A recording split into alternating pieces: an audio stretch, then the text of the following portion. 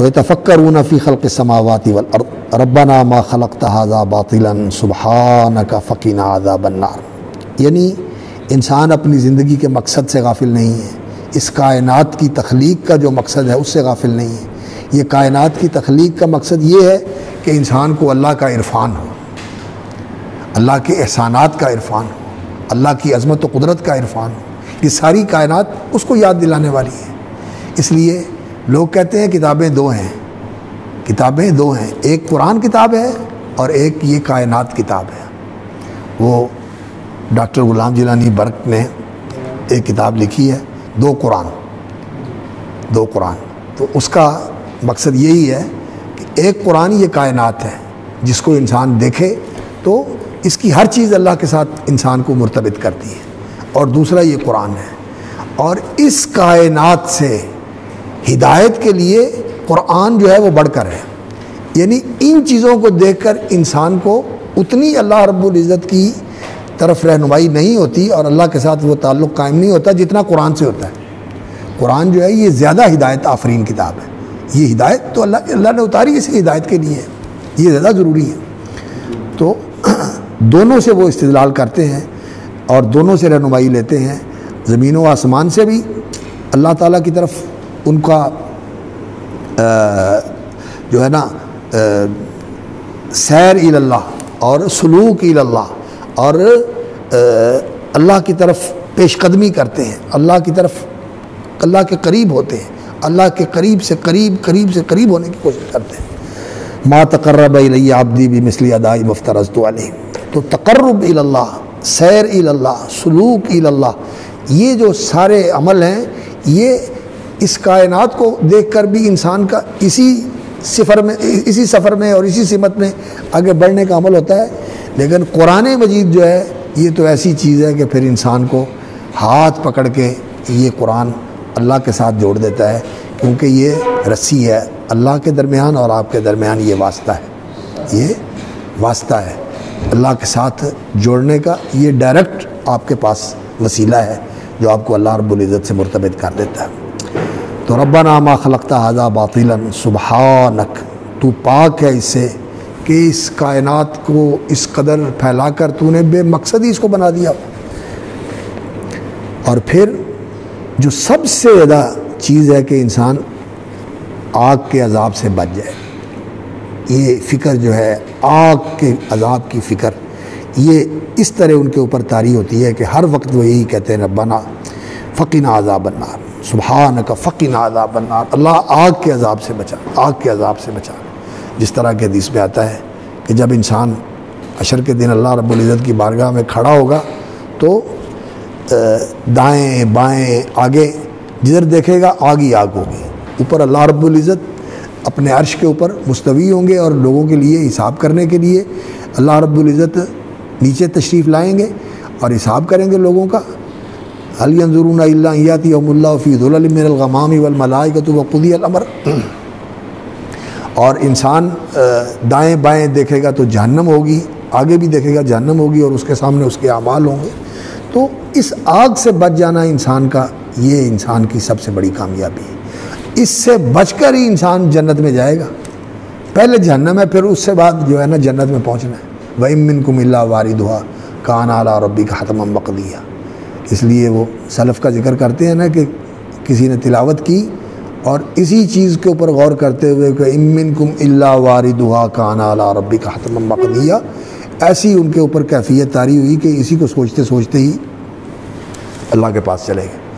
حالانکہ اللہ رب العزت نے فرمایا ثم ننجی الذین اتقوا، کہ جو متقی ہیں ہم ان کو نجات دے دیں گے، لیکن ان کے اوپر اس چیز کا اتنا غلبہ ہوا کہ وَإِن مِّنكُمْ إِلَّا وَارِدُهَا، کہ انسان نے وہاں پہنچنا ہے تو بچے گا کیسے؟ بہت ہی خطرناک صورتحال ہے۔ اس لیے سب سے زیادہ جو ہے نا وہ اس چیز کے لیے فکر مند ہوتے ہیں فقنا عذاب النار، ربنا انک من تدخل النار فقد اخزیتہ وما للظالمین من انصار۔ اور حقیقت یہ ہے کہ جہنم میں چلے جانا، ایک تو جہنم نیچے ہے اور دوسرا جس تذلیل اور تحقیر کے ساتھ لوگ جہنم میں ڈالے جائیں گے، شکلیں بدلی ہوئی ہوں گی، فرشتے ان کو مار رہے ہیں اور گھسیٹ رہے ہیں اور زنجیریں پہنائی ہوئی ہیں. ثم فی سلسلۃ ذرعها 70 ذراعا فاسلکوہ انہ کان لا یؤمن باللہ العظیم واحشروا الذین ظلموا وازواجهم وما كانوا يعبدون من دون اللہ فاہدوہم الی صراط الجحیم. اسی طرح احاطہ بہم سرادقها وان یستغیثوا یغاثوا بماء کالمہل یشوی الوجوہ. یعنی یہ جو تذلیل ہے اور توہین ہے نفسیاتی بھی اور ظاہری بھی، یہ ان لوگوں کو انتہا درجے کی دیکھنی پڑے گی جو جہنم میں جائیں گے. نسأل اللہ العفو والعافیہ. اللہم اجرنا من عذاب النار اللہم قنا من عذاب النار. یہ حقیقت ہے. فقط اخزیتہ وما للظالمین من انصار. اور ان ظالموں کے لیے کوئی مددگار نہیں ہوگا. اور پھر ان کی دعا یہ ہے ربنا اننا سمعنا منادی ینادی للایمان ان آمنوا بربکم فآمنا. اور یہ ایمان جو ہے یہی ایک ایسی چیز ہے یوم لا یخزی اللہ النبی والذین آمنوا معہ نورہم یسعی بین ایدیہم وبایمانہم. جہنم اور اس دن کے خزی یوم القیامہ اس سے بچنے کے لیے یہی راستہ ہے کہ انسان ایمان اختیار کرے. آمنوا باللہ وما لکم لا تؤمنون باللہ.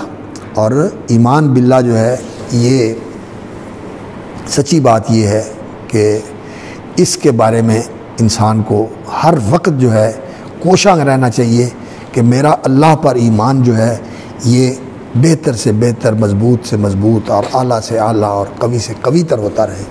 قل آمنت باللہ ثم استقم.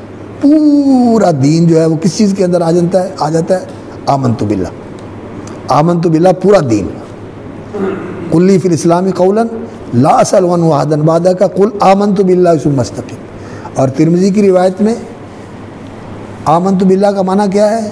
قل ربی اللہ. قل ربی اللہ. آمنت باللہ کا معنی یہ ہے ربی اللہ، اللہ میرا رب ہے. اور ربی اللہ توحید ربوبیت جو ہے یہ کیا ہوتی ہے؟ توحید الوہیت کو مستلزم ہوتی ہے. توحید الوہیت توحید ربوبیت اور توحید اسماء و صفات کو متضمن ہوتی ہے. اور توحید الاسماء و صفات اور توحید ربوبیت یہ توحید الوہیت کو مستلزم ہوتی ہے. اس کو یہ اگر ہم ثابت کرتے ہیں اللہ کی ربوبیت کی توحید اور اسماء و صفات کی توحید تو اس سے یہ لازم آتا ہے کہ اس کی الوہیت کو مانیں. اور جب الوہیت کی توحید کو ہم مانتے ہیں تو اس کے اندر اس کی ربوبیت اور اس کے اسماء و صفات کی توحید بھی آتی ہے.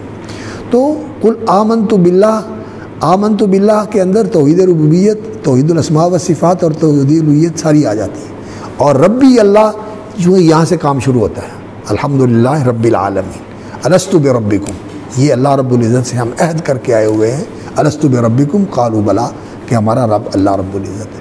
تو آمنت باللہ اور ربنا اننا سمعنا منادی ینادی للایمان ان آمنوا بربکم فآمنا ربنا فاغفر لنا ذنوبنا وکفر عنا سیئاتنا وتوفنا مع الابرار ربنا وآتنا ما وعدتنا على رسلک ولا تخزنا یوم القیامہ انک لا تخلف المیعاد. تو یہ دعا رسول اکرم صلی اللہ علیہ وسلم صبح اٹھ کے یہ آیتیں پڑھا کرتے تھے اور یہ دعا کیا کرتے تھے. اور رات سوتے وقت سورۃ البقرہ کی آخری آیتیں پڑھا کرتے تھے. تو یہ چیزیں انسان اہتمام کرے اور کچھ شعور اور استحضار کے ساتھ ان کو پڑھنے کی کوشش کرے تو پھر اس کے اثرات جو ہے نا وہ بہت مثبت ہوتے ہیں اور بہت گہرے ہوتے ہیں اور بہت دیر پا ہوتے ہیں. اللہ تعالی ہمیں توفیق عطا فرمائے.